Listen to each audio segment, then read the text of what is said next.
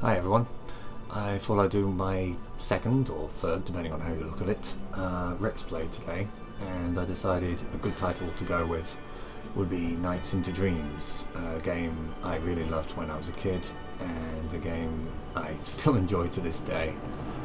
This isn't actually the original version, this is actually the HD port that came out fairly recently, in this case the 360 one. So here we go, and start. Now I'm going to talk you through how the game plays as we go, although it's fairly straightforward. Oh, I've got the Christmas one.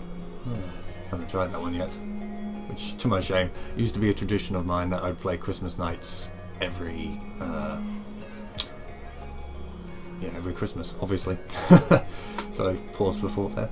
So yeah, why not? Let's do the Christmas one.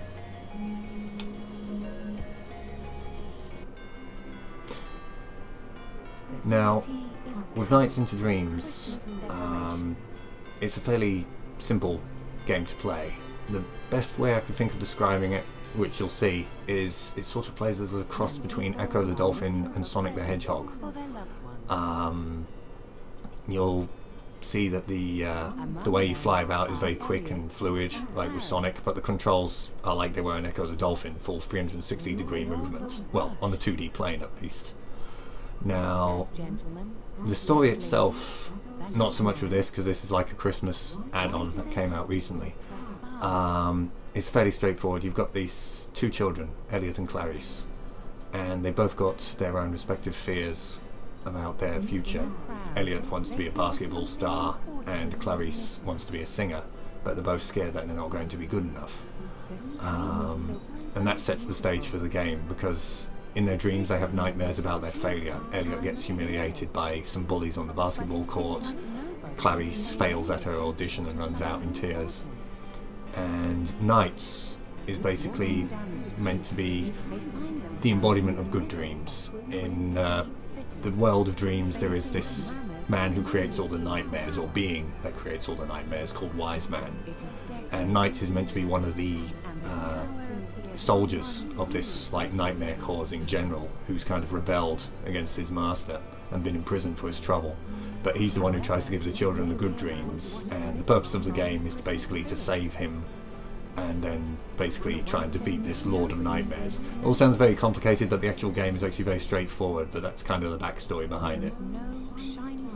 This bit, the Christmas Nights, this is just sort of like a spin-off they brought out in 1997 or 98, I can't quite remember which, and it's basically a rejig version of the first level from the game, given a Christmas makeover, as you'll see. This is kind of seasonally inappropriate, but probably better I do it now than any later. I mean, we do have snow at the moment, so we'll have to see how it goes. Okay, here we go. I think I'll go with Gladys, as I know her stage design's best.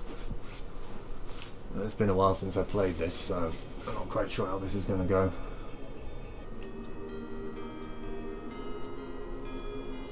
Yeah, see, you run into this thing at the beginning. They steal your dreams. Each of those little balls they're carrying are meant to represent one of your different traits, like courage, wisdom, and you have to collect them. Okay, there we go. And off we go. Now, the purpose on each stage is to collect 20 of those little spheres, and then basically fly into the little capture thing to release one of those traits, like courage or wisdom, like I just did there. I just released one, and then take it back to this thing over here, which looks like a Christmas cake. Now, generally speaking, you can just sort of like speed through it if you want, get the 20 chips and then do it, but the point in this game, as it's a score attack game, is to get the highest score possible. And that's basically done by continuing to collect chips and go through the rings to try and build up the biggest score you can before the time runs out, and then making a mad dash for the idea capture thing, this thing here.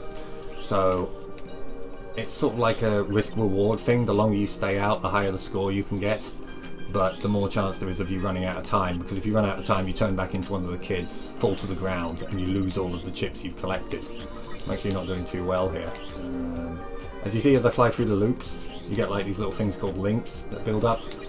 Every time you pick up an object, you've got a few seconds to get to the next one before that vanishes off screen. And obviously the higher the link goes, the more points you get for it. There was actually a whole separate mode once called Link Attack where the entire purpose was to create a massive link, see how far you could go. I might demonstrate that in another video, but for now I'll just... Oops, missed that one. The maximum link I think you can get on this one is a 27. See if I can pull off a perfect one before I...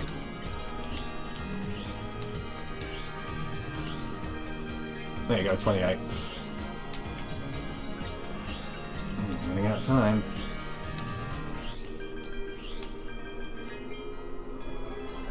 There we go. New record. Hey, nice. Okay, there we go.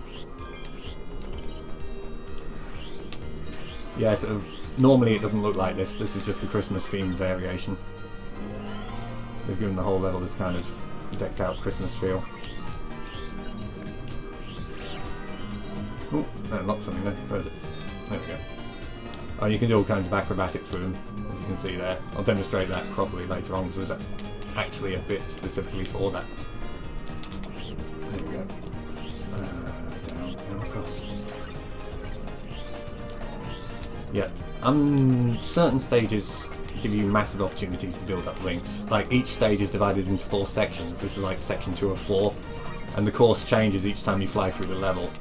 As you can see, it's kind of on a 2-dimensional plane. You don't actually fly in and out of the background. Well, not in this bit specifically. But I think that works to its advantage because that kind of keeps the controls nice and precise and nice and sharp, so you always feel like you're in control of the character. Although, to be fair, in the port, it's not as responsive as the original Sega Saturn version was with its kind of bespoke analog controller. And it does kind of affect the gameplay for those of you that play the original Saturn version. It's not quite as smooth, but it's still playable. In fact, I'm not sure, there was a patch earlier today, because I just tried. This is actually my second attempt at recording this. And there was a patch for it, which made me think, have they actually tried to tweak the controls? Now, I better not try and do another lap here. I don't think I've got time. I'm going to play it safe. Yeah, I know, chicken, right? Yeah, I still got a new record. And still got an A. Yeah, you get ratings from like A to F based on your score.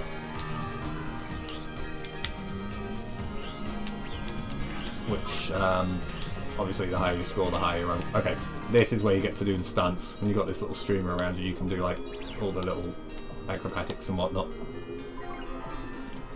There we go. Go loop de loop. Yeah, oh yes, there's another thing I should mention. Everything you do a loop around gets sucked in. So like if I loop around these, collect them, and they all get sucked in. Now you'll see occasionally these little Christmassy creatures in the background. They're called NiGHTS, but if you suck them in, they die, and they make this horrible cry when they do. And the idea of them is you're meant to sort of like complete the stages and take out the enemies without actually harming them. And if you do, they'll thrive, they'll actually grow, and new versions of them will show up, and the happier they are from you not killing them, as you could understand, the more cheerful the music will get.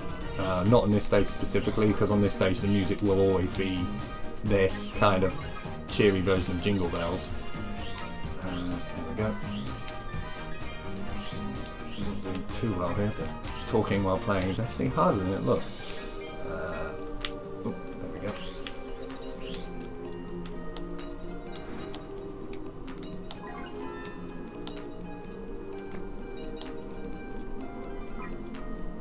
You can get pretty high with those combos.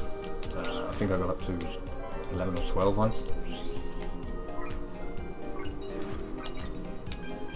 Oh, and if you get hit by an enemy, you lose 5 seconds, which of course can lead to you failing the stage. There we go. All day so far, so it's going well. To a degree. That's kind of tempted fate now, hasn't it? I still don't know what all of those little symbols do, to be honest. Even after playing this game for years. Yeah, you've got like a boost to speed you up, but obviously when you're boosting you're a lot less controllable. You can't really do any acrobatics, you just feel like you're steering a missile. There you go, there's one of the little Santa guys. Yeah, try not to kill them. They're actually quite cute and funny once you start leveling them up. They start bringing out Christmas instruments and playing tunes. Oh god, I'm not doing too well today.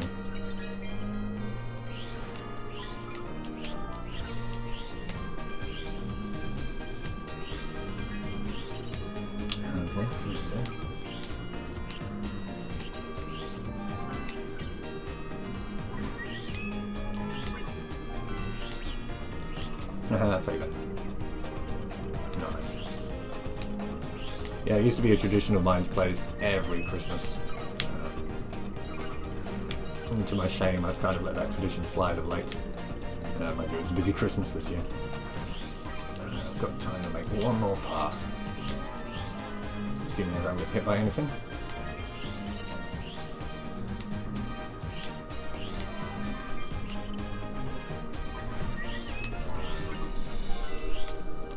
There we go.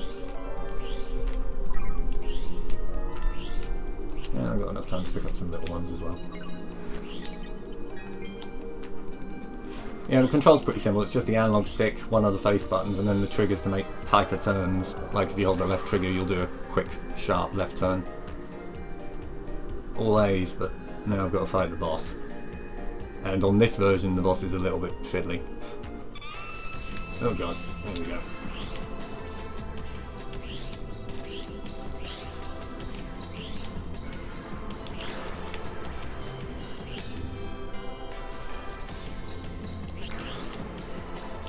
I'm doing it this way because there is a quicker way to kill this boss, but for some reason it doesn't seem to work properly anymore.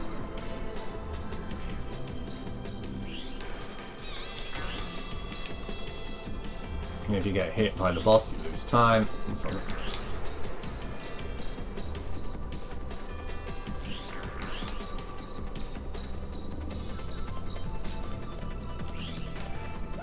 Ow! Oh, bugger. There goes 5 seconds. Yeah, the... Ow! This isn't going well at all now, is it? Ow! Bloody hell, stupid dragon. I'll just do this the traditional way, because otherwise this is going to end up me failing the stage. So you can tell by the music getting slightly more hyper.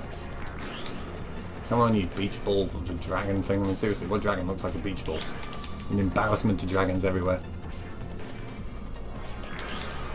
Ugh, terrible score, still. I think I might get an achievement for that. I don't think I actually did this yet. Yep, terrible. I'll be lucky if I still get an A rank. The quicker you defeat the boss, the higher that multiplier will be. Hopefully my score will be good enough to guarantee me an A. Hopefully. Oh, thank God. That's something at least.